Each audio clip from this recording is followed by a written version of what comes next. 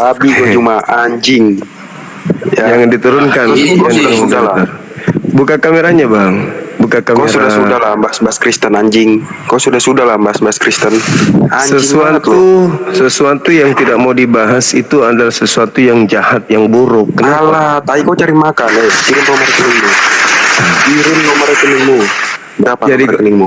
Kalau agamamu itu agama benar, kau tidak perlu marah, nggak perlu emosi. Gitu. Yang kau bawa itu agama Kristen. Bajingan kau. Iya nggak apa-apa, nggak masalah. Ya. Kan ada perintah dalam agamamu, beritakanlah Bible kepada seluruh makhluk, jadikanlah seluruh bangsa menjadi pengikut Kristus. Kan ada dalam kitabmu. Kau sadar nggak Juma? Kau sadar nggak? Agamamu ini agama teroris, paham nggak? Terus kenapa kau neror di sini? Terus kamu neror di sini? Agama Islam agama teroris. Nah, ini kalau agama penjajah siapa? Tuh. Itu nggak ada urusan bos. Ya, itu nggak ada urusan bos.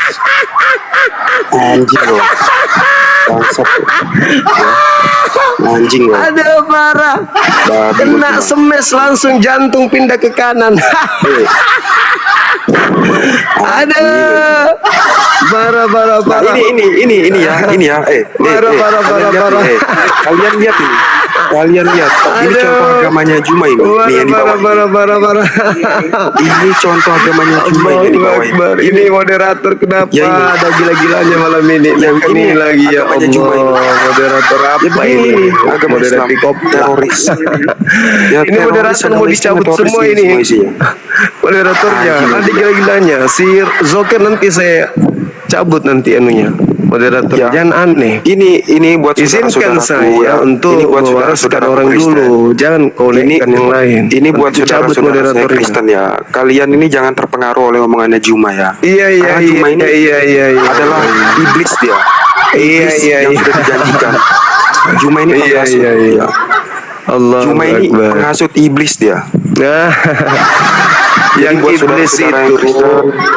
iblis itu yang menyembah Tuhan buatan. Goblok anjing. Kau sadar gak ya?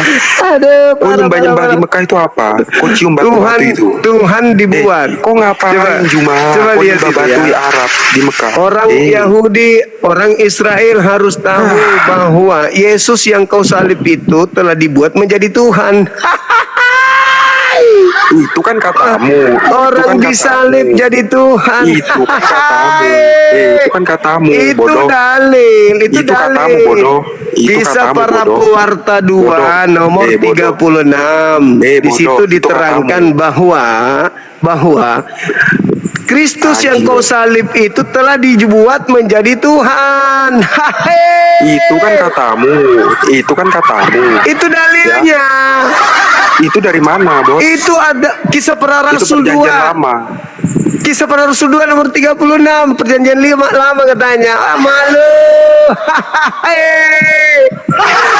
Ada Tuhan, ada manusia yang digantung secara terkutuk, dilantik menjadi Tuhan oleh Tuhannya Yahudi bagi orang-orang jahat.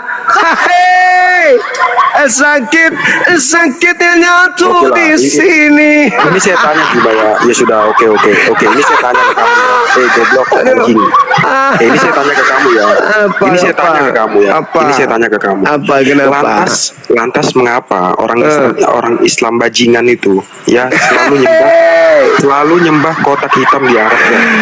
Tidak ada orang menyembah kotak hitam. Yang ada orang menyembah makhluk terkutuk, disalib, dituhankan dia. Nggak bisa jawab dia. Kasihan ya Allah. Orang beribadah kepada pencipta langit dan bumi yang maha suci, maha tinggi, menghadap ke satu titik arah, bukan menyembah kepada apa yang ada di dalamnya. Yang fakta adalah ada yang menyembah makhluk yang dikutuk Elohim. Makhluk yang dikutuk Elohim dibuat menjadi Tuhan bagi orang jahat. Itulah yang kau sembah. Saya tanya, kamu itu nggak nyambung, kamu itu nggak nyambung masalahnya, tolong. Kamu itu nggak nyambung. ada di dalam Kisah tuh nggak Para nyambung. Pewarta 2 Kamu itu nggak nomor nyambung. bodoh. 36. Jadi jangan kau berpikir saya membaca perjanjian lama, itu perjanjian baru. Kau itu nggak nyambung. Yang saya tanya itu apa? Bodoh. Kau menuduh kami menyembah Ka'bah, padahal itu arah kiblat. Kalau dikatakan arah ibadah itu sembahan, maka kau setiap minggu mengarahkan cara ibadahmu ke pendeta. Kalau dia laki-laki berarti kau menyembah pisang. Kalau dia pendetamu perempuan berarti kau menyembah kacang. Karena kau menghadap ke pendeta. Setiap kali kau masuk gereja kau menghadap ke pendetamu, berarti kau sembah kacang atau sembah pisang ini. Ayo, nyembah pisang atau nyembah kacang? Yang Nyembah saya tanya itu kacang apa? atau nyembah pisang? Juma. Nyembah pisang apa nyembah? Bangsa. Makanya kalau mau diskusi baik-baik, jangan maki-maki. Yang kau maki-maki agama saya, anjing. Yang mana yang saya maki? Kau bilang Tuhan Yesus balik, Tuhan Yesus pemakan babi, maksudmu apa? Di mana? Lu jangan fitnah. Kau jangan fitnah. Kalau saya katakan penyembah makhluk yang dikutuk Elohim makan babi, itu baru betul. Ya kenapa kau cakap begitu, anjing? Lah, kan memang kalian makan babi. Segala sesuatu halal. Kan itu memang dalam kitabmu. Kenapa kau marah? Ya kau ngapain bawa Tuhan Yesus, anjing? Iya, karena agamamu itu diperintahkan untuk diajarkan ke seluruh manusia. Emang enak agama seperti itu? Enak aja. Jadikanlah seluruh bangsa menjadi Kristen. Pret. Masa kami harus mengikuti agama yang dibawa penjajah? Enak aja. Lulu aja, jangan ngajak kami, kawan. Goblok. Gitu kan? Otak mantap. Dikasih tahu ya. Cuma otak mantap. Agama kau aja baru terbit, bro. Agama kau aja baru terbit. Agama saya itu dulu sudah ada dari sejak Adam. Islam itu sudah ada dari sejak Adam. Tapi agama yang menyembah makhluk yang keluar dari kubur itu yang baru. Ya, kau tahu apa? Kau tahu apa, anjing? Sejak kapan Yesus menyembah makhluk kuburan? Sejak kapan? Yesus tidak pernah menyembah makhluk kuburan. Maria ibu Yesus, Maria ibunya Yesus tidak pernah menyembah makhluk yang keluar dari kubur. Paham kau? Anjing. Orang-orang Yahudi, murid-murid Yesus tidak menyembah makhluk kuburan, gitu. Yang perlu kau tahu. Agamamu itu agama baru. Kami punya agama sudah lama. Malu kau cuma. Malu kau cuma. Adonai Elohenu, Adonai tai. Malu kau cuma. Yesus menyembah kepada hakikat yang maha suci, Bung. Bukan menyembah kepada makhluk yang dikutuk. Galatia 3 nomor 13. Kristus telah menebus Kristen yang ada di antara Turki dari kutuk hukum Taurat dengan jalan menjadi kutuk, karena Kristen sebab ada tertulis, terkutuklah orang yang mati di atas tiang salib. Tuh, kau pahami dulu ya. Terkutuklah orang yang digantung. Tuhan Yesus turun ke bumi itu untuk apa? Kau pahami dulu itu. Untuk menjadi Tuhannya orang jahat. Anjing. Ya itu fakta. Itu fakta bangsat kau, anjing. Kisah Para Rasul 2:36. Baca itu. Kau pahami dulu Tuhan Lukas 5 nomor 32.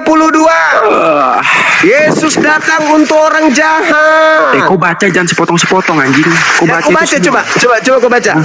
Coba kau baca. Saya, anjing. Makanya. Bangsat kau. Kau nyebut saya anjing itu artinya bahwa kau lagi ngiler mau makan aku ya? Memang kau binatang. Kau kan pemakan anjing. Kau sebut saya anjing berarti kau rasanya mau makan aku juga. Ya ajaran kamu itu. Ya ajaran kamu itu. Lah agama mau makan anjing. Kamu kalau habis makan anjing baumu bau anjing nggak? Mulutmu yang bau anjing, goblok. Terus. Buset kau. Anjing kau. Kalau habis makan babi mulutmu bau babi. Kau paham cuma ya. selagi kau dengar itu anjing, selagi kau masih bawa agama saya tandai kau sampai kapanpun saya tandai kau. Kau kalau habis makan babi mulutmu bau apa? Bau apa? Iya, nggak ada bau, goblok banget ini orang anjing. Kau kebanyakan minum kucing onta, kau itu kebanyakan minum kucing onta. Semoga Tuhan Yesus mengampunimu Jumat. Masalah generasi. Yesus yang malam berdoa kepada Tuhanku. Ngapain kau anggap Yesus Tuhan?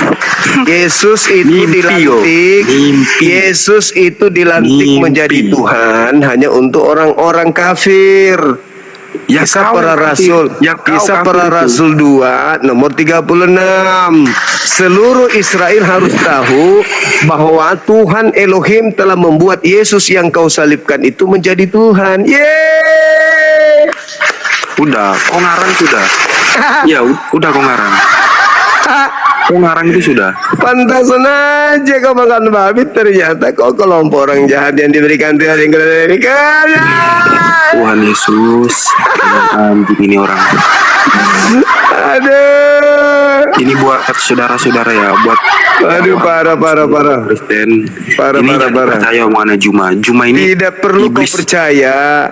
Cukup baca dalil. Cukup baca dalil yang saya sampaikan. Kau munafik, kau iblis. Kisah para Rasul 2:36. Orang Israel, orang Yahudi seluruhnya harus tahu bahwa Elohim Tuhannya Yahudi telah menjadikan Yesus yang mati dengan jalan kutuk di atas salib itu dibuat menjadi Tuhan untuk orang-orang kafir.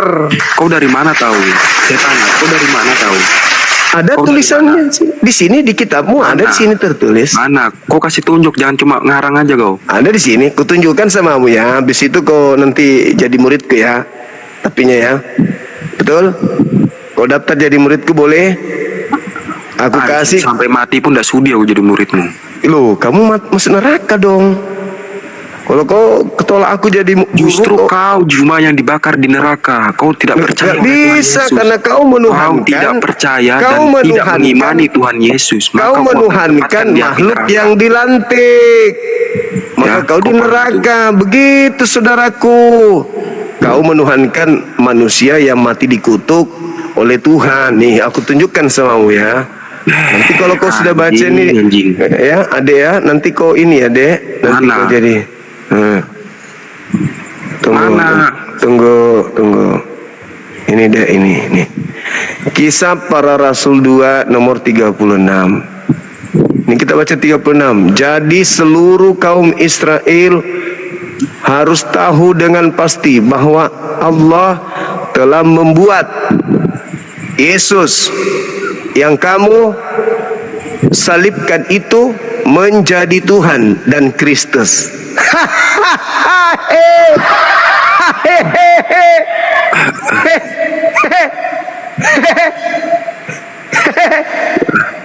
Gimana, dek? Kamu jadi muridku? Aku kasih nomor HP ku, kau mau jadi murid.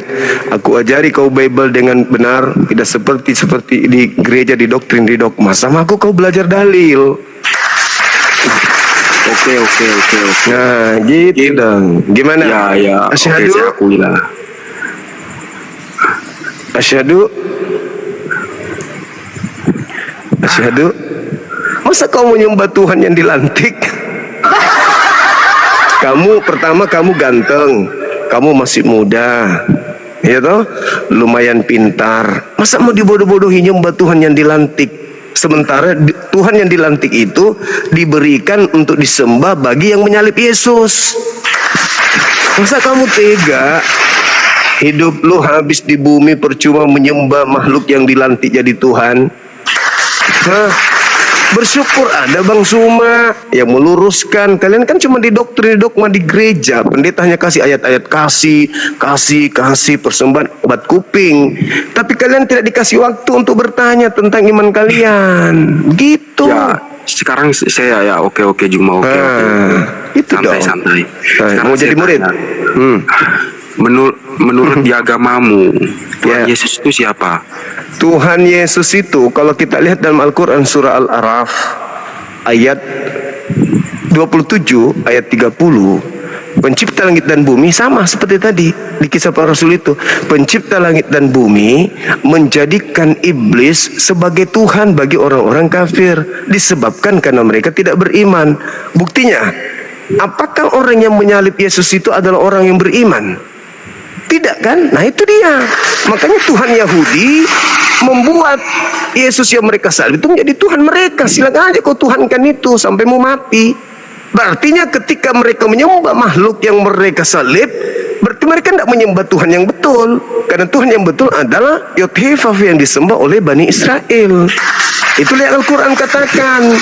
Makanya ketika Nabi Isa ingin disalibkan oleh orang-orang kafir, Nabi Isa diselamatkan. Nah, yang mereka salib penggantinya. Siapa penggantinya? Oke, terus yang disalib siapa? Nah, itulah yang dikatakan oleh Paulus. Kristus telah menebus kita dari kutuk hukum Taurat dengan jalan menjadi kutuk karena kita. Sebab ada tertulis, terkutuklah orang yang digantung di atas tiang salib. Masakan Yesus yang terkutuk? Orang Yesus itu manusia suci. Dia terkemuka di dunia dan di akhirat tidak pernah sedikit pun tersentuh dosa. Kok bisa dia terkutuk? Maka yang terkutuk adalah baca Ulangan 21 nomor 22-23. Apabila ada orang melakukan dosa yang sepadan dengan hukuman mati, lalu kau gantung dia di pohon, jangan kau biarkan mayatnya menyentuh tanah yang diwariskan Elohim kepadamu, tetapi harus kau kuburkan hari itu juga. Nah, lalu di Ulangan 27-25, terkutuklah orang yang menerima suap untuk menyerahkan orang benar agar dibunuh. Itu siapa? Yang menerima suap dan menyerahkan orang benar Yesus untuk dibunuh? Yudas. Maka yang digantung terkutuk yang kalian sembah itu adalah Yudas. Berarti bukan yang lain, bukan Yesus. Berarti menurut agama Islam selama ini yang disalib adalah Yudas. Tidak ada diterangkan di Al-Quran Yudas. Tapi ketika orang-orang kafir mengatakan yang disalib Isa alaihi salam, nah Al-Quran mengatakan wa ma qatalu wa ma salabu walakin syubbiha lahum. Bukan Nabi Isa yang mereka bunuh, bukan juga Nabi Isa yang mereka salib, melainkan orang yang diserupakan bagi mereka. Apa buktinya? Baca di Bible. Markus 16 nomor 12. Kata penulis Markus, lalu Yesus menampakkan diri kepada kedua muridnya dalam rupa yang lain. Rupa lain yang disalib. Kenapa Yesus? Karena Isa ditulis dalam bahasa Yunani, makanya Isos. Dari Isos masuk ke Belanda menjadi Jesus, masuk ke Indonesia baru menjadi Yesus. Sebenarnya asalnya Isa dalam bahasa Arab, Iso dalam bahasa Aram, Yesua dalam bahasa Ibrani, Isos dalam bahasa Yunani. Jadi Isa diselamatkan, lalu kemudian digantikan oleh manusia yang dikutuk. Makanya Islam datang membersihkan Yesus. Membersihkan Yesus, menyadarkan kalian, sadar saudara-saudaraku, yang kalian sembah itu bukan Tuhan, tapi utusan Tuhan yang dijadikan Tuhan untuk orang jahat. Masa kalian mau menyembah Tuhan yang dilantik oleh Tuhannya Yahudi? Nah, siapa yang mengajarkan Kristen kepada kalian? Orang Yahudi kah? Bukan. Orang Barat. Orang Barat yang masuk ke Nusantara mengajarkan nyembah kepada Kristus ini. Padahal sembahan yang benar yang disembah oleh para nabi, yang disembah oleh orang Yahudi, itu Tuhan yang betul. Kenapa harus menyembah Yesus dengan alasan oh dia yang korban untuk kami? Tidak ada pulanya begitu. Tuhan mengampuni dosa, cukup kita bertobat. Kata Yesus, bertobatlah, kiamat sudah dekat. Itu ajaran Yesus. Tidak pernah mengajarkan sembahlah makhluk yang keluar dikubur. Nggak ada itu ajaran itu. Itu ajaran dari Barat. Begitu, Bung. Ya, ada, ya gimana ya? Ada yang kau bicara itu sebenarnya ada benarnya, tapi memang benar. Ya, saya akui masuk akal. Ya. Ya emang. Tapi dalam diri saya itu gimana ya? Dalam diri saya ini tidak tahu ya.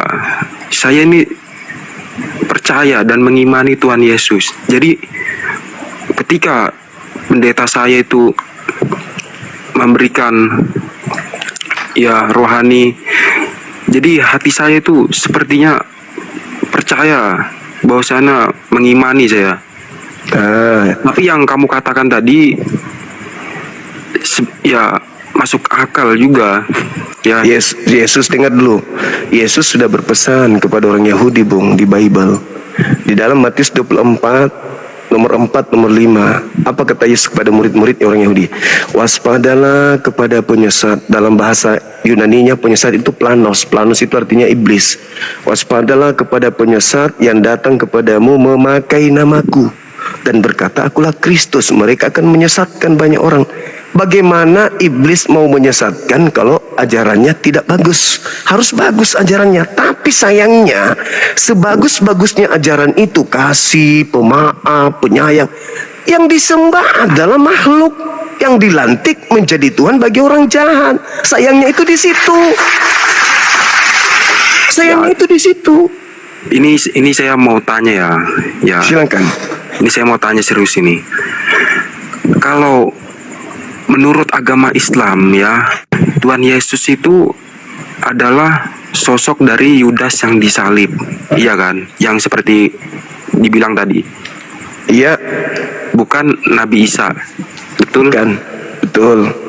Nah, lantas mengapa Isa tadi tidak tidak disalib dan kemana dia? Diangkat ke langit. Diangkat dia. Di Al-Quran An-Nisa ayat 157, Al-Ma'idah ayat Ali Imran ayat 55. Beliau diangkat setelah diancam ingin dibunuh, direncanakan ingin dibunuh oleh pembenci-pembencinya. Allah mengangkatnya. Kenapa dia diangkat? Karena dia akan diturunkan kembali untuk kedua kalinya sebagai saksi terhadap miliaran manusia yang telah menuhankannya. Dia akan menjadi saksi di hadapan Tuhan. Aku tidak pernah mengajarkan mereka menuhankan diriku, ya Allah, ya Rabb, ya Tuhan. Mereka sendiri yang mau. Aku tidak pernah memerintahkan dia. Nah, itulah alasannya kenapa Tuhan memasukkan orang kafir ke neraka. Karena Yesus yang kalian sembah pun akan menyangkal. Coba Anda lihat di dalam Matius 7:22-23. Pada hari terakhir, yaitu hari kebangkitan nanti setelah kiamat, banyak orang berseru kepadaku, Tuhan, Tuhan Yesus, Tuhan Yesus, bukankah kami ketika di dunia dulu bernubuat, mengusir setan, bermujizat pakai namamu, Yesus? Pada saat itulah aku, Yesus, akan berterus terang kepada mereka, enyahlah daripadaku, aku tidak mengenal kalian, kalian semua adalah pembuat kejahatan. Coba, siapa yang memanggil Yesus Tuhan? Kristen. Bernubuat, mengusir setan, bermujizat pakai nama Yesus? Kristen. Berarti yang diusir siapa? Ya Kristen. Mungkin mana lagi? Al-Quran juga mengatakan begitu. Wa idza husyiran nasu kanu lahum a'da wa kanu bi ibadatihim kafirin. Pada hari terakhir nanti ketika seluruh manusia dikumpulkan, apa yang mereka sembah selain daripada aku, Allah, akan menjadi musuh mereka. Misalnya Kristen menyembah Yesus, akan menjadi musuh Yesus. Dan apa pemujaan-pemujaan yang mereka lakukan akan diingkari oleh Yesus. Al-Quran saya mengatakan, Yesus juga mengatakan. Makanya Islam datang untuk menyelamatkan kalian. Tapi kalian, ya sekali lagi, kalian merasa Nabi Muhammad, Islam itu adalah begini. Kenapa? Karena sudah dicuci otaknya. Padahal kalian tidak sadar, Yesus yang kalian sembah itu adalah Tuhan yang dilantik. Ada nggak Tuhan sebelum Yesus? Ada. Siapa namanya? Yod, He, Fa, Fe. Itu Tuhan yang betul. Nah, ketika Yesus dilantik, kok kalian menyembah dia? Kenapa kalian menyembah dia? Karena orang-orang jahat yang dijadikan Yesus sebagai Tuhannya menyebar sampai ke Indonesia, keturunannya, mengajak orang lain juga ikut mereka nanti ke neraka, gitu. Oke, silakan. Satu lagi saya mau tanya ya. Ya, silakan. Apa benar ini Muhammad itu mencabuli anak kecil? Apa benar? Kalau Nabi Muhammad mencabuli anak kecil, jangankan ajarannya bisa sampai hari ini, satu hari bahkan 1 jam setelah pencabulan beliau sudah dibunuh sama orang di situ. Tapi faktanya, masa ada seorang cabul dijadikan sebagai nabi, dijadikan sebagai rasul sejazirah Arab, bahkan 1400 tahun silam, separuh penduduk bumi menjadikan dia teladan. Artinya itu hanya fitnah pembenci-pembenci Islam, pembenci beliau, agar orang-orang itu tetap dalam jerat tipu daya. Tidak ada bukti dari luar Islam, dari dalam Islam beliau mencabuli. Na'udzubillah, summa na'udzubillah. Justru mayatnya setelah meninggal, satu-satunya manusia yang orang sekampung tidak mau mayatnya dikubur karena mereka cinta kepada beliau, hanya beliau. Tidak ada orang, jangan kau kuburkan dia. Yang satu mengatakan kuburkan. Jangan, please, kumohon. Kami tidak mau kehilangan beliau. Mayat loh. Saking cintanya orang kepada beliau. Namanya harum sampai detik ini. Saking cintanya. Cuman karena musuh beliau adalah iblis, maka iblis akan selalu mempremi, menghujat, menista, memfitnah beliau agar orang-orang tidak menjadi pengikutnya. Padahal beliau diutus untuk apa? Yesus sudah menerangkan terutusnya dia. Di mana Yesus mengajarkan itu? Di dalam Yohanes 16 nomor 7 sampai nomor 15. Apa kata Yesus? Aku memang harus pergi, sebab kalau aku tidak pergi, maka Ruah Hamed. Hamed adalah kebenaran dalam bahasa Aramaik. Ruah Hamed. Apa itu? Ismuhu Ahmad. Aku memang harus pergi, sebab kalau aku tidak pergi, maka roh Muhammad itu tidak akan datang. Tetapi kalau aku pergi, dia akan datang. Dia akan memuliakan aku. Satu-satunya manusia, tokoh yang dihujat di atas muka bumi ini adalah Nabi Muhammad. Beliau yang memuliakan Yesus. Paulus memuliakan enggak? Enggak. Yesus mengajarkan, kalau Paulus mengajarkan, Yesus itu mati dengan jalan kutuk karena kita. Yesus yang tidak mengenal dosa dijadikan menjadi dosa karena dia menanggung seluruh dosa-dosa dunia. Kurang hina apa Yesus di mata Paulus, coba? Dijadikan sebagai tumbal untuk dosa-dosa orang Roma, Yunani, bahkan sampai orang Indonesia pun minum tua, membuat pencabulan, bla bla bla. Semua dipikirkan dosanya diambil alih sama Yesus. Berarti Yesus dalam pandangan Kristen adalah manusia yang paling banyak dosanya karena dia yang menanggung dosa-dosa semua manusia. Kemana pergi menanggungnya? Ke surga apa ke neraka? Ke neraka. Yesusnya dibuat ke neraka. Kenapa? Dosa-dosa ditanggung semua sama dia, sementara dia manusia. Kenapa enggak Tuhan aja yang langsung mengampuni? Jadi kalau ada yang menuduh Nabi Muhammad itu adalah mencabuli anak kecil, siapa anak kecilnya? Ini Siti Aisyah. Hai, istri yang paling mencintai dan paling menyayangi beliau itu diantaranya Siti Aisyah. Kalau dia dicabuli, pasti dia akan trauma sampai mati. Faktanya, dia sangat menderita ketika suaminya meninggal. Faktanya, satu-satunya wanita yang menghafal hadits lebih dari 2000 hadits, Siti Aisyah. Saking cintanya kepada beliau Nabi Muhammad. Kalau orang korban pencabulan, ya jangankan bertemu, mendengar namanya saja sudah takut.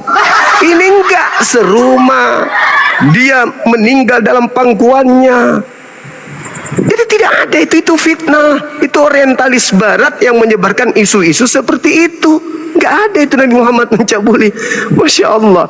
Beli kitabnya, kitab beliau itu Anda baca. Jadi Anda memang melihat. saya Protestan juga, saya Protestan. Ya. Oke. Saya tinggal di Balikpapan, Kalimantan Timur. Oke. Gereja saya di dekat kilang Pertamina. Oke. Jadi saya apa ya? Dengar itu memang cerita dari pendeta saya ya. Jadi makanya saya bertanya. Ya, bahwasanya Muhammad itu seorang pencabul. Dan Muhammad itu menikahi anak di bawah umur. Makanya itu saya tanyakan. Oke. Siti Aisyah dinikahi di usia 6 tahun, serumah pada saat dia sudah mencapai umur untuk menjadi istri. Tidak serumah beliau, dia hanya dihalalkan. Kenapa dihalalkan? Karena orang tuanya yang mau. Orang tuanya mau, dan itu petunjuk dari Allah juga. Kau nikahi dia karena beliau akan menjadi seorang wanita yang akan mendampingimu untuk mengajarkan Islam. Dinikahi, tapi tidak digauli. Dinikahi tok, dihalalkan tok, tidak digauli oleh beliau sampai pada usia cukup baru serumah. Enggak serumah beliau, tapi dinikahi. Tapi ingat Bung, 1400 tahun silam di padang gurun, di padang pasir Arabia, wanita kalau sudah di atas 9 tahun itu adalah wanita yang sudah cukup tambun kalau kita di Indonesia. Orang Arab tulangnya kuat, tulangnya besar, bodinya besar. Sedangkan kalau kita melihat sejarah atau tradisi Yahudi, Ribka itu dinikahi usia 3 tahun oleh Ishak. Dan orang-orang Yahudi boleh kok menikahi usia 3 tahun. Orang Yahudi sampai hari ini itu tradisi Judaism. Boleh. Tidak ada larangan. Apa dasar pijakannya? Anda baca kitab Bilangan 13, nomor 17, 18 dan seterusnya. Di situ boleh menikahi anak kecil, mengambil anak kecil. Yang penting dia masih perawan. Rampasan perang yang masih perawan, meski usia 1 tahun, 2 tahun, 3 tahun, kalau dia masih perawan, ambil dia untukmu. Itu dalil. Makanya di Bible, perjanjian lama, perjanjian baru, Anda baca, tanya pendeta Anda, ada nggak batasan usia perempuan untuk dikawini? Nggak ada. Nggak ada. Tanya pendeta, ada nggak bang? Pendeta ini bang semua bilang batasan usia anak-anak wanita untuk dikawini itu berapa tahun di Bible? Nggak akan ada jawabannya itu nggak ada. Begitu saudara. Nah, jadi bahaya memang kalau kita mendengarkan Islam dari luar. Kita harus belajar dari kitabnya langsung. Nah, sama seperti saya belajar ini, Bible. Gimana? Bisa nggak ini? Saya bisa nggak hubungi siapa ya? Saya ingin banyak yang ingin saya tanyakan lah. Teman kita ada di sana. Di Kalimantan boleh. Ya. Gimana? Boleh DM saya, nanti saya arahkan ke orang yang ada di sana di Kalimantan, gitu bang. Ya, DM saya aja. Cari tahu lah. Siapa yang bisa saya hubungi? Ya DM saya, nanti saya arahkan ke teman kita yang daerah sana, atau yang lewat sosmed juga bisa. Gitu. Ya sebenarnya saya tadi memang agak emosi ya, karena hati saya ini sudah betul-betul mengimani Tuhan Yesus. Jadi ketika ada orang yang membawa Tuhan Yesus, jadi saya agak terpancing emosi. Tapi ketika kamu menjelaskan tadi, saya ngerasa ada sedikit yang mengganjal menurut saya ya. Nggak tahu kenapa saya kayak ngerasa dia mengganjal. Nanti saya coba hubungi lewat DM. Oke. Siap. Ya, saya yang bisa hubungi. Banyak yang mau saya tanyakan. Baik, silakan bang, silakan. Saya minta maaf kalau ada kata-kata saya yang kurang berkenan. Oke. Ya. Oke lah. Makasih ya. Oke, makasih sebelumnya. Makasih. Siap. Nanti saya DM. Oke, saya tunggu. Nanti saya balas DM-nya. Oke bung, makasih ya. Makasih. Maafkan juga kalau saya ada kata-kata yang kurang berkenan, karena saya hanya membela iman saya, membela akidah saya, dan saya sebagai orang yang sedikit lagi usia 70 tahun dikatain bahasa-bahasa jorok di depan umum seperti ini kan juga ya, biar bagaimanapun, iya kan, tua-tua begini kan masih merasa ganteng juga kan, jadi kan masa dipanggil babi gitu kan gak enak. Gitu bang. Gak apa-apa itu, silakan aja. Hidayah datangnya dari mana saja. Dengan cara apapun, kalau hidayah itu sudah datang, tidak ada kekuatan yang mampu untuk menghalangi, kan gitu. Halo, semangat malam. Selamat malam, Jumal. Dari Katolik Protestan abang. Sama saja. Oh sama, buka kameranya bang. Oh, aku nggak bisa buka kamera. Karena apa?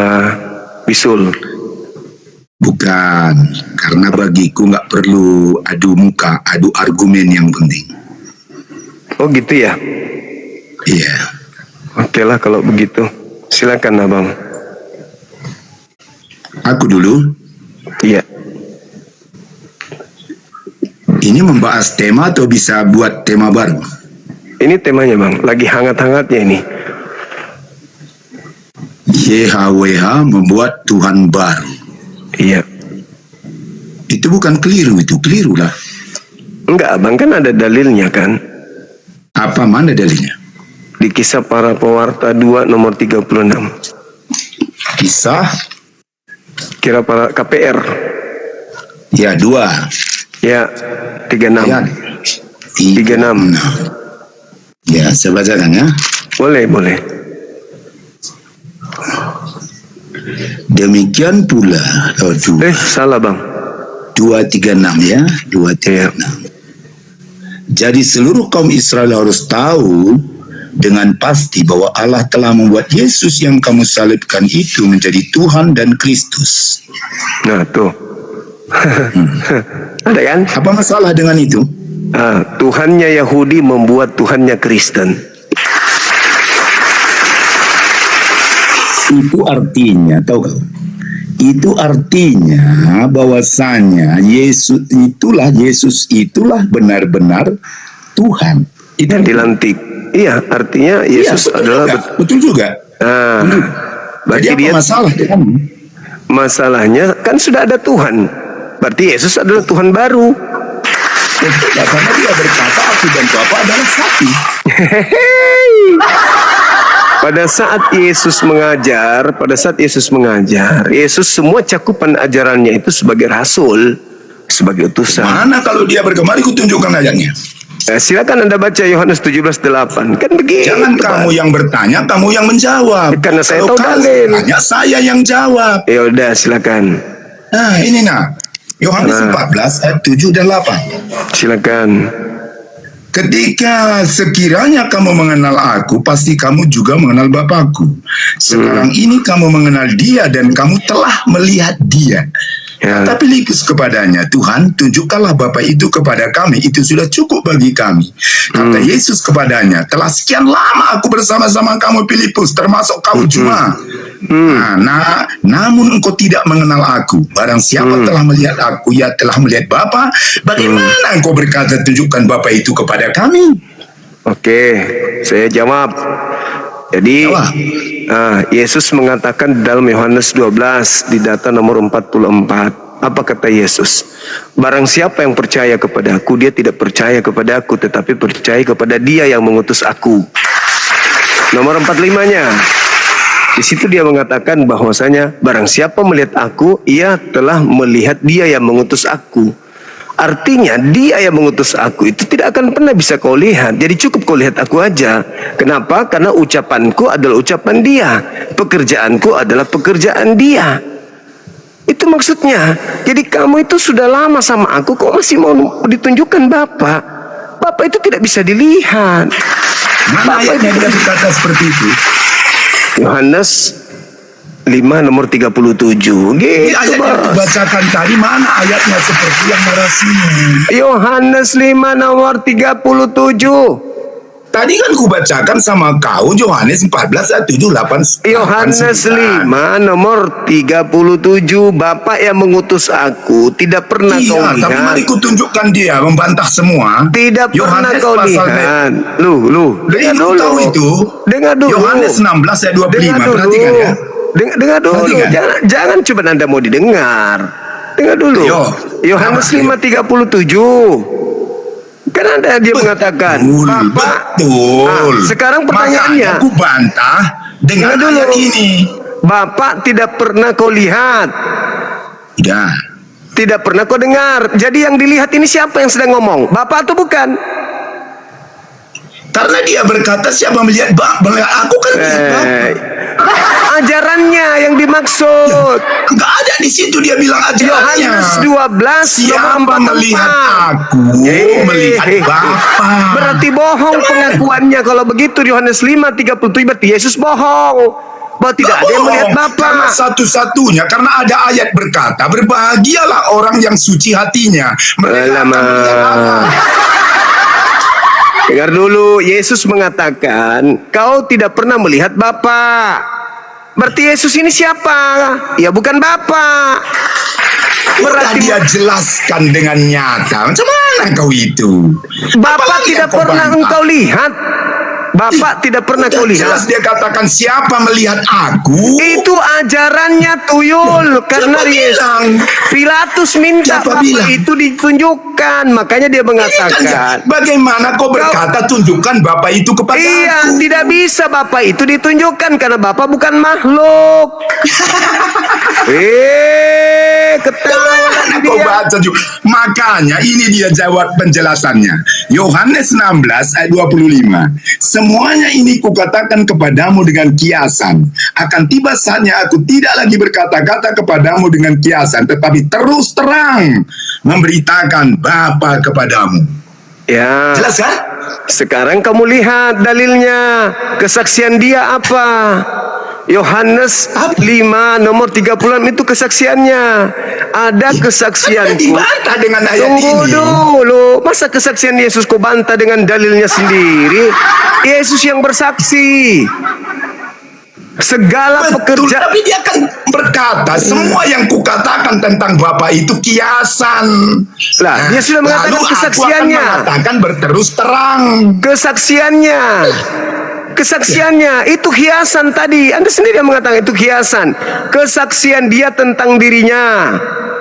Semua mujizat yang aku lakukan, mujizat itu bersaksi bahwa Bapa mengutus aku. Orang itu kesaksian. Aku dan Bapa adalah satu. Satu gimana? Yohanes 8 nomor 29. Aku dan Bapa adalah dua. Yohanes 8. Yohanes 8. Yohanes 8 nomor 29, aku dan Bapa adalah dua. Yohanes 8 nomor 16 17, aku dan Bapa dua. Kau ini mana? Baca 29, coba kau baca ya. 29. Oh iya, aku baca. Habis ini kau ganti namamu ya, tikus apa yang tikus God. Yang kau pakai singa. Jangan kau ngomong nanti kau nangis nanti kau. Baca Yohanes 8. Baca Yohanes 8 pasti kau nangis kalau aku ngomong sama kau. Yohanes berapa? 8:29 ini baru belajar ya. Silakan. 8 dan iya, tenang aja kau. Ya, jadi masih ada air mata atau tidak? Ayat 28. Ya, 29 tuyul, woi. 29 ikan nangis kan? Yohanes 8 nomor 29. Pantasan kau tidak mau buka kamera karena ilmumu nggak ada. Yohanes berapa? Yohanes 8 kampret. Tadi udah dibilang dia bukan Yohanes 8, Yohanes 9. Apa yang Yohanes 8 nomor 29. Kutu jantan. Kau baik-baik lah. Masa kau langsung kerasukan? Makanya kau tidak membuka kamera, kau malu kan? Yang telah mengutus aku, ia menyertai aku, ia tidak membiarkan aku sendiri, so aku senantiasa berbuat apa yang berkenan kepadanya. Apa masalah dengannya? Tidak membiarkan aku seorang diri. Kalau tidak seorang diri, berapa orang? Iya, udah jelas. Makanya tadi aku bacakan pasal 16 ayat 25 kan? Iya apa? Berdua atau sendiri? Makanya aku bacakan tadi sama kau. Yohanes 16 ayat 25. Semuanya itu kukatakan secara kiasan. Kutu jantan. Aku dan Bapa sendiri atau berdua? Sekarang kan kutunjukkan daripadamu. Bahwasanya dia berkata semua itu kiasan. Kiasan nenekmu kiper. Yang kiasan itu melihat aku melihat Bapak. Kenapa kau nangis Juma? Masalah generasi. Kenapa kau nangis? Masalah generasi. Kutanya kau sekali aja. Kutanya kau. Apa alasanmu mengikut Muhammad yang jadi abu dan Allahmu yang tak berbuat apa-apa itu? Allah orang Mekah itu. Coba kau jawab. Karena saya waras. Simpel kan? Makanya waras Allahmu aja waras di neraka Juma. Waras, dengarkan saya ngomong. Atau tidak nunggunya kau di neraka. Dengarkan saya. Karena saya waras. Nah, karena saya waras, makanya saya tidak mau menuhankan Tuhan yang dilantik oleh Tuhannya Yahudi. Yesus di sorga, Allahmu di neraka. Kau mengikut Allah yang di neraka. Aku mengikut Yesus yang di sorga. Siapa yang waras Juma? Aku waras karena saya tidak menyembah makhluk yang dilantik jadi Tuhan. Kenapa kau ikut yang udah di neraka? Aku waras. Yesus di Aku sorga menunggu waras kami. karena aku nggak mau menyembah makhluk yang dikutuk di atas salib lalu dijadikan Tuhan untuk angkatan jahat. Gitu abang. Oke ya. Jadi Tuhannya Yahudi itu adalah Tuhan. Tuhannya Yahudi adalah Tuhan. Ketika mengutus Yesus sebagai orang suci ditolak oleh orang-orang Yahudi, maka orang Yahudi menyalib orang yang diserupakan dengan Nabi Isa. Orang yang diserupakan dengan Nabi Isa itu kemudian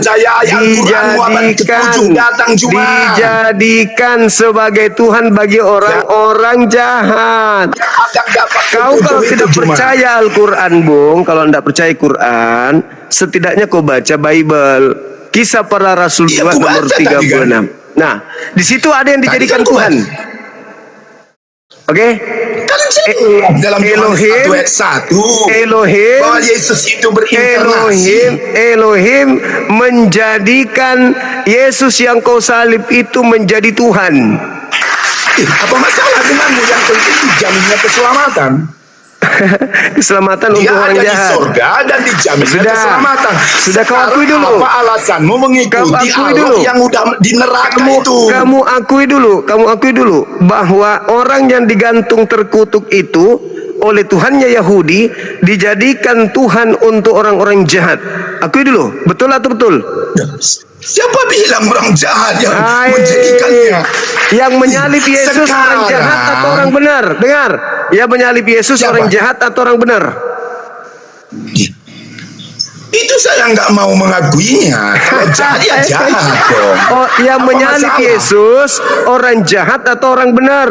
Orang jahat. Orang jahat. Nah, orang jahat menyalib Yesus. Yesus kemudian dibuat menjadi Tuhan untuk siapa? Untuk orang apa? Bukan begitu konsepnya. Yesus menyerahkan dirinya. Gak ada. Yesus menyerahkan dirinya untuk tebusan dosa. Gak ada urusan. Itu terserah kamu. Itu suka-suka kamu. Itu terserah kamu. Sekarang apa alasanmu mengikut Muhammad? Dengar. Yang jelas poinnya adalah Yesus dijadikan Tuhan untuk orang jahat atau orang benar. Tuhan memang. Yesus dijadikan menjadi Tuhan untuk orang jahat. Yesus dijadikan menjadi Tuhan untuk orang jahat atau untuk orang benar. Itu kan jelas untuk dibenarkan, membenarkan orang-orang semua. Yesus dijadikan menjadi Tuhan. Dengar. Yesus dijadikan menjadi Tuhan untuk orang jahat atau untuk orang benar. Bukan untuk orang jahat, orang bertobat. Lah, untuk orang yang menyalib. Jadi menurutmu orang yang menyalib Yesus itu orang benar? Yang menyalib Yesus itu orang benar? Jahat.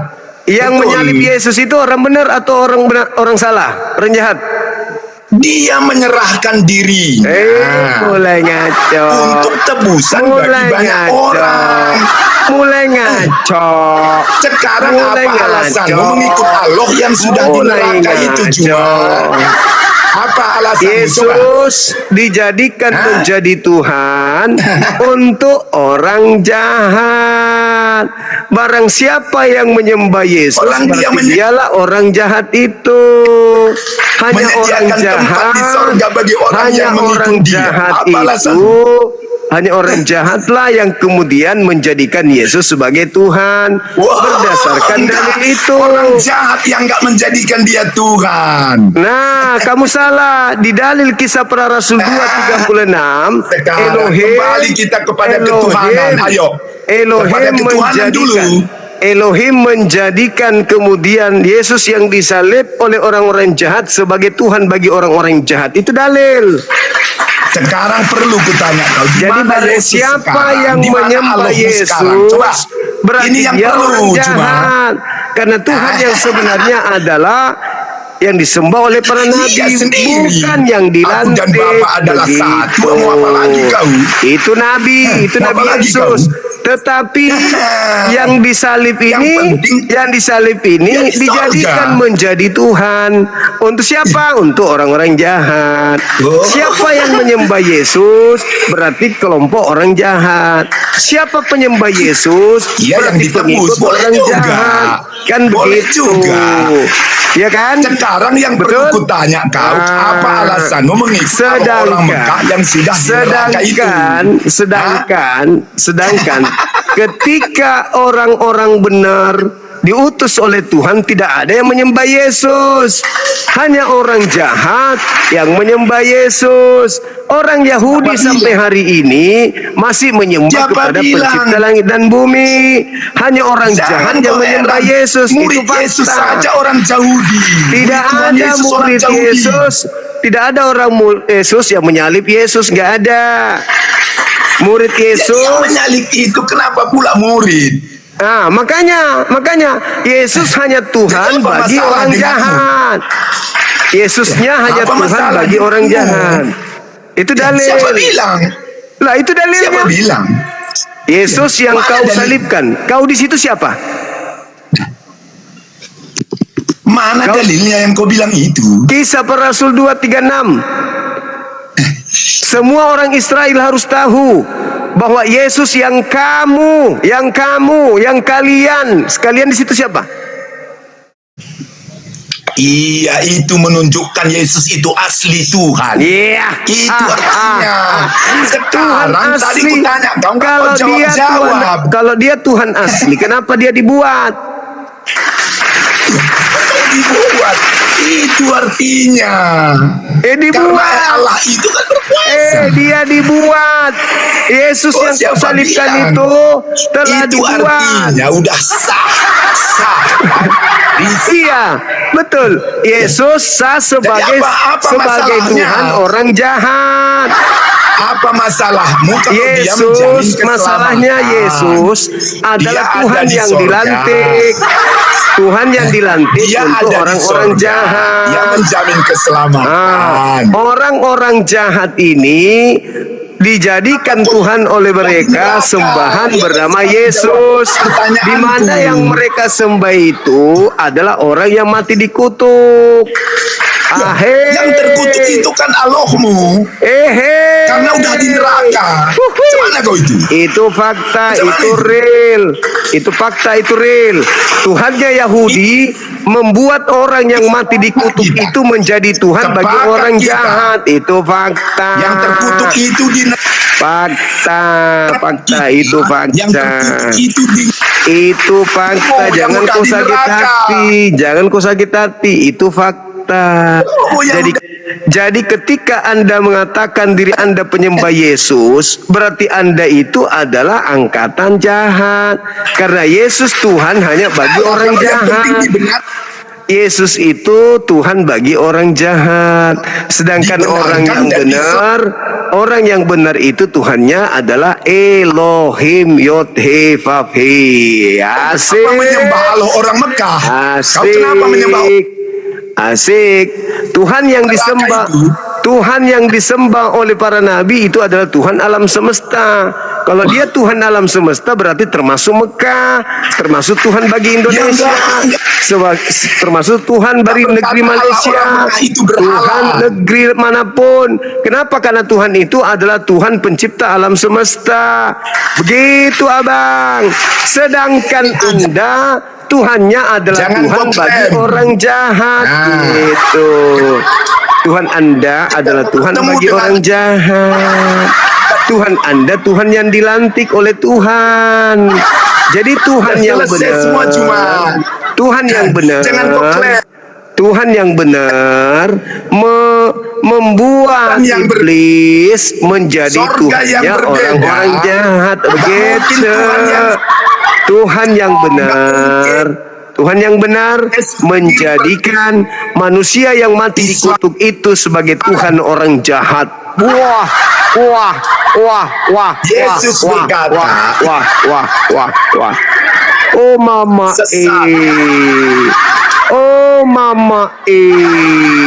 Tuhan yang benar membuat Manusia yang dikutuk Tuhan di atas salib menjadi Tuhan bagi orang jahat. Pencipta langit dan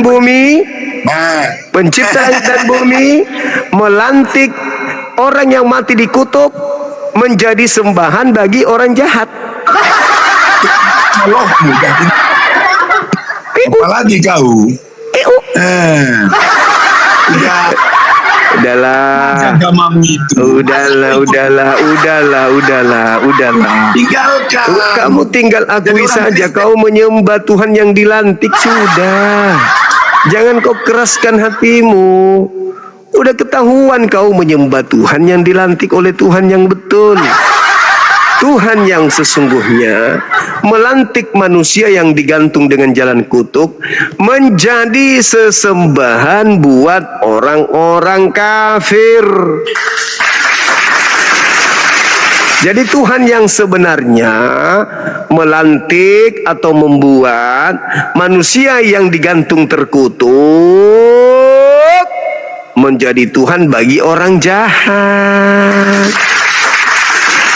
Jangan kau sakit hati, itu fakta, itu real. Jadi kalau kau tidak mau digolongkan orang-orang yang jahat, kata Petrus, berilah dirimu, bertobatlah dan tinggalkanlah angkatan jahat. Maksudnya apa itu? Ya keluar dari menyembah orang yang dikutuk. Sebab dengan Anda menyembah orang yang dikutuk, itu sama halnya Anda menerima hadiah dari Tuhan untuk orang-orang kafir. Enak gak? Dalil itu bosku, dalil. Gak bisa kau lari bosku. Itu dalil dalam kitab adat Anda sendiri. Oke, halo, semangat malam, kebenaran sejati. Malam, saudara. Katolik Protestan. Protes, bos. Protes, bos. Buka kameranya, bos. Nah, kan ganteng kalau gini. Iya. Silakan bang, bernarasi silakan. Yang kita bahas terkait Yotevave, Tuhannya Yahudi membuat Tuhan baru bernama Yesus untuk orang-orang yang menyalib Yesus. Silakan. Jadi yang menurut mana lebih baik, Tuhannya Yahudi itu yang Yesus itu atau Tuhannya yang di Arab itu, Bang? Nggak ada Tuhan dibuat di Arab. Ini yang dibuat di sini adalah Tuhan bernama Yesus. Yesus itu Tuhan yang dibuat. Iya, Tuhanmu. Ya. Tuhanmu berasal dari mana? Tuhan kok berasal? Yang berasal itu Tuhan Anda, berasal dari rahim Maria. Tuhan saya nggak berasal, kan lucu. Tuhan kok berasal? Jangan bahas itu bang, jangan bahas itu. Ini yang kita bahas ini. Tuhan yang dibentuk, manusia yang dibentuk menjadi Tuhan. Kalau dalam Al-Quran jelas. Tuhan saya yang dibentuk dalam bentuk manusia itu mana lebih baik, Tuhan saya atau Tuhan kamu? Itu yang saya tanya. Oh, Tuhan saya jelas, karena Tuhan saya Tuhan asli. Kalau Tuhan Anda Tuhan buatan. Okay. Tuhan saya yang membuat Tuhan Anda. Tuhan kamu, pegang ngomongannya. Tuhan kamu itu Tuhannya yang lengkap, yang secara fisiknya. Tuhan saya tidak punya fisik bang. Tuhan saya bukan makhluk seperti Tuhan Anda. Iya, emang Tuhan saya makhluk. Yang punya fisik itu makhluk. Kayak Tuhan Anda punya pantat, punya bokong, punya nonot. Itu Tuhan Anda. Tuhan Anda kalau tidak makan dia kena busung lapar. Tuhan Anda kalau tidak mandi kena panu Tuhannya. Tuhan Anda kalau tidak tidur ngantuk. Jadi kita tidak bahas itu bang. Yang kita bahas di sini adalah Yesus yang disalib ini dilantik menjadi Tuhan untuk orang yang menyalibnya. Belum Kisah selesai. Para Rasul 2 nomor 36 gitu. Wah, lu yang punya argumen kok nggak bisa apa ketua konsisten. Belum selesai. Ya pertanyaan Tuhan kita. Anda ini yang dilantik, Bang. Ini temanya tuh, tema ini, Bang. Ada tema ini. Ya, ini HWH Ini tema. membuat Tuhan baru. Sekarang saya tanyakan mana lebih baik Tuhannya yang Kok larinya ke situ? Bukan masalah lebih baik atau tidak lebih baik. Yang kita bahas di sini Tuhan lantikan, Bang. Tuhan yang dilantik. Tuhan Anda itu adalah manusia yang dilantik menjadi Tuhan. Begitu, dodol. memang Gitu. Tuhanmu itu dilantik. minum kopi Tuhanmu dulu. itu adalah manusia yang dikutuk, dilantik menjadi Tuhan bagi orang-orang jahat. Dalilnya Kisah Para Rasul 2 nomor 36. Kamu nggak mau tahu kan? Karena kau orang jahat. Gitu loh. Jadi seluruh orang Israel harus tahu Yesus yang kau salibkan itu telah dibuat menjadi Tuhan untuk penyalibnya. Begitu, Bang. Begitu, Bang. Jadi orang yang digantung terkutuk itu dilantik menjadi Tuhan bagi orang jahat. Begitu. Belum sadar juga. Masih mau menyembunyikan identitas Tuhan kau itu dengan bertanya-tanya. Penasaran saya Tuhannya saya dengan Tuhan kamu mana lebih hebat. Itu makanya saya tanyakan. Tuhanmu digantung terkutuk, kok masih bertanya? Tuhanmu digantung terkutuk, kok masih bertanya mana lebih hebat? Kan lucu kau ini. Tuhanmu berdoa kepada Tuhanku. Tuhanmu berdoa kepada Tuhanku. Saya aja loh. Iya kan saya sudah jawab samamu. Tuhanku menciptakan Tuhanmu. Tuhan saya menjadikan Tuhanmu Yesus menjadi sembahan untuk orang-orang kafir kayak kau ini, Bang. Kayaknya kamu ini. Begitu, abangku. Kayaknya kamu ini. Begitu, kawan. Jadi Tuhan saya itu yang maha suci itu menjadikan iblis menjadi Tuhan untuk orang-orang kafir. Makanya di dalam khotbah Petrus itu begitu, Bang. Oke ya, saya tanyakan sekarang sama kamu kalau jauh dari. Kenapa kamu tidak mau menanggapi, cuman mau bertanya? Kenapa kau tidak tanggapi dulu? Tuhanmu yang mati terkutuk itu, Bang, tanggapi dulu bahwa Tuhan kami menjadikan Kristus yang digantung terkutuk itu menjadi Tuhan untuk kamu. Kenapa kau nggak nanggapi? Kenapa kau tidak tanggapi itu? Ada apa? Hah? Kenapa kau nggak nanggapi Tuhan kau yang dilantik itu? Kenapa? Kenapa kau nggak nanggapin Tuhanmu yang dilantik oleh Tuhannya Yahudi? Kenapa kau nggak bahas itu? Kenapa kau malu? Nggak malu saya. Ya udah, kau jawab. Apakah Tuhan yang dilantik itu adalah Tuhan yang benar? Kau ngomong sendiri, Malu kamu. Kau cuma mau bertanya. Ini yang kita bahas ini Tuhan yang dilantik oleh Tuhan. Ya udah, mana saya tanyakan. Oke. Sekarang saya tanyakan mana lebih hebat. Loh, kau jelaskan dulu. Apa masalahnya dengan Tuhan baru? Saya tanyakan sekarang karena punya Tuhan baru. Sekarang saya tanyakan. Kau sudah akui kan? Kau sudah akui. Dengar dulu. Akui dulu bahwa Tuhanmu itu adalah Tuhan yang dilantik. Betul? Siapa pula yang dilantik? Dari mana kau dapat kalimat itu? Kisah Para Pewarta 2 nomor 36. Makanya kau baca tuyul. Kau baca tuyul kampret. Nah, saya bacakan samamu. Dengar. Pakai hidungmu mendengar. Kalau telingamu rusak gara-gara babi. Nih, dengar ya. Babi enak, bos. Iya, makanya kau menyembah makhluk. Itu mantap, bos. Makanya Yesus makan babi enggak? Mantap, bos. Yesus makan babi enggak? Yesus makan babi enggak? Yesus makan babi enggak? Yesus makan babi enggak? Hah? Yesus makan babi enggak? Belum pernah saya tengok Yesus makan babi, bos. Makanya kau bukan pengikutnya, kampret.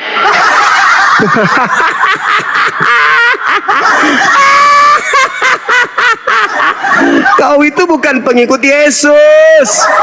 Di dalam Yohanes 10 nomor 27 Yesus berkata begini, aku mengenal pengikutku, pengikutku mengenal aku, mereka mengikuti aku. Kalau aku makan babi, pengikutku makan babi. Kalau aku tidak makan babi, pengikutku tidak makan babi. Berarti kau makan babi, berarti kau pengikut setan yang dilantik menjadi Tuhan baru. Begitu Cak Ayu. Paham sudah kau, nak? Gara-gara kau menyembah Tuhan yang dilantik, yaitu manusia yang mati digantung terkutuk, kau tuhankan. Gara-gara itu kau error. Yesus tidak makan babi, kau makan babi. Berarti kau ikut setan, karena setan itu mau manusia makan semua makanan. Yesus bersunat, kau tidak bersunat. Kenapa bisa seperti itu? Karena kau menyembah bukan Tuhan, tetapi makhluk kuburan yang kau sembah. Manras yang gotai. Ayo, kau akui enggak? Kau sadari enggak? Kalau yang kau sembah itu adalah makhluk yang keluar dari kuburan. Kau akui enggak? Kau akui enggak? Kau menyembah makhluk yang keluar dari kuburan. Kau akui enggak? Makanya kau error. Karena kau menyembah makhluk kuburan. Gitu. Matematika mikrofon. Kau sudah sadar enggak ini? Sadar enggak kalau kau menyembah makhluk kuburan? Sadar enggak?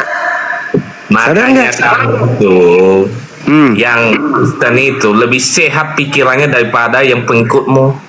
Kenapa? Kalau sehat, kenapa menyembah makhluk kuburan? Kalau sehat, kenapa menyembah makhluk kuburan? Kenapa? Kalau sehat, kenapa makan semua binatang? Kalau sehat, kenapa minum semua minuman? Kalau sehat, kenapa laki sama laki dikawinkan di gereja? Sehat itu, sehat.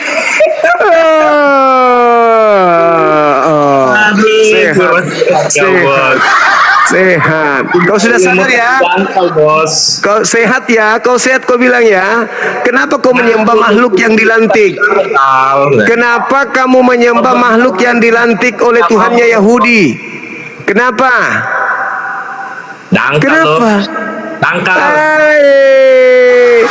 Kenapa kau menyembah manusia yang dikutuk Tuhannya Yahudi? Kenapa? Lebih baik itu dikutuk daripada yang di kuburan, bos. Siapa yang menyembah kuburan? Kau. Kan keluar dari kubur. Yesus keluar dari kuburan disembah.